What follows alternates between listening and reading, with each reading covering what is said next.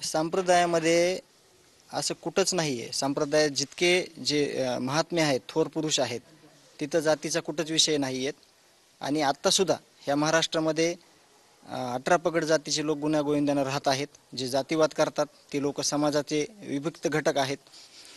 सगळे हे लोक जे आहेत ते सामाजिक सलोखा राखण्यासाठी आहेत. आणि त्यांच्याकडून आम्हाला त्यांची भूमिका काय आहे ह्याच्यापेक्षा त्यांनी फक्त एक भूमिका मांडली. आमची भूमिका आम्ही त्यांना फक्त देत आहोत. मग त्यांनी त्यांचा विचार करून ते पण एक पत्रकार परिषद घेतील आणि सांगतील की देशमुख कुटुंबियांनी आपल्याला आज काय दिलं. हे त्यांना कधीच माहीत नव्हतं. आपण गेल्यानंतर त्यांना ह्या सगळ्या गोष्टी माहीत होणार आहेत.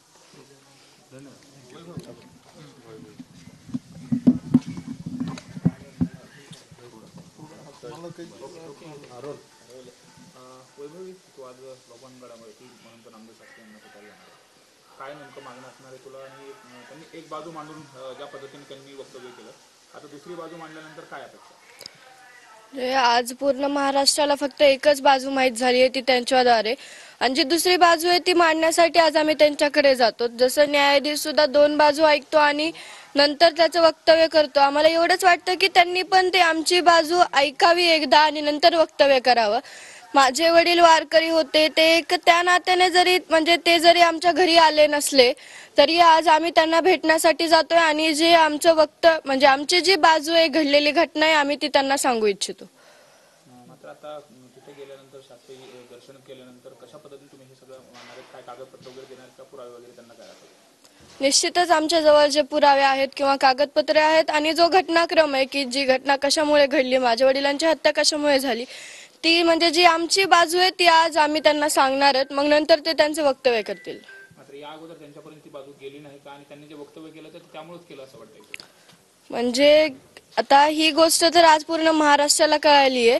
मला वाटतं त्यांना ती म्हणजे समजली असेल किंवा नसेल, फक्त आमच्याकडून ती त्यांना कळावी यासाठी आज आम्ही त्यांच्याकडे जातोय. आणि जे ते म्हणले की एका चापटीमुळे त्यांची मानसिकता बदलली आणि त्यांनी माझ्या वडिलांची हत्या केली. आज आमचे वडील आमच्यात नाही आहेत, तर म्हणजे आम्हाला एक प्रश्न पडला, त्यांना आमच्या मानसिकतेचं कसं काय वाटलं नाही आणि त्यांनी त्यांच्यावर हे वक्तव्य केलं. जर त्यांना म्हणजे मानसिकता हलवली असती त्यांची, तर त्यांनी आमच्या वडिलांना यायचं आणि आमच्या गावात नाही तर उलट त्यांच्या गावात नेऊन त्यांना मारायचं. पण त्यांनी हे कृत्य करायला नव्हतं पाहिजे असं आम्हाला वाटतं. आमचे वडील गेलेत, आम्ही फक्त न्याय मागतोय. आम्हाला लवकरात लवकर न्याय मिळवून द्या आणि जे कोणी आरोपी असतील त्यांना कठोरात कठोर शिक्षा द्या. न्याय मिळण्यासाठी भगवानगडाच्या पाठीशी राहिले पाहिजे का तुमच्या?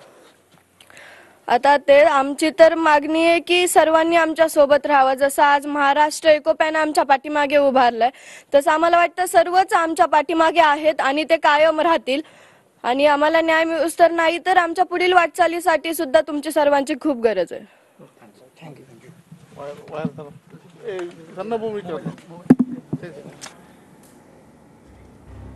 देशमुख कुटुंबीय हे नामदेव शास्त्री यांची भेट घेऊन आपली बाजू त्यांना सांगणार आहेत आणि नामदेव शास्त्रींनी आमची बाजू ऐकून मग बोलावं अशी अपेक्षा संतोष देशमुख यांचे बंधू धनंजय देशमुख आणि त्यांची मुलगी वैभवी देशमुखनं व्यक्त केलेली आहे.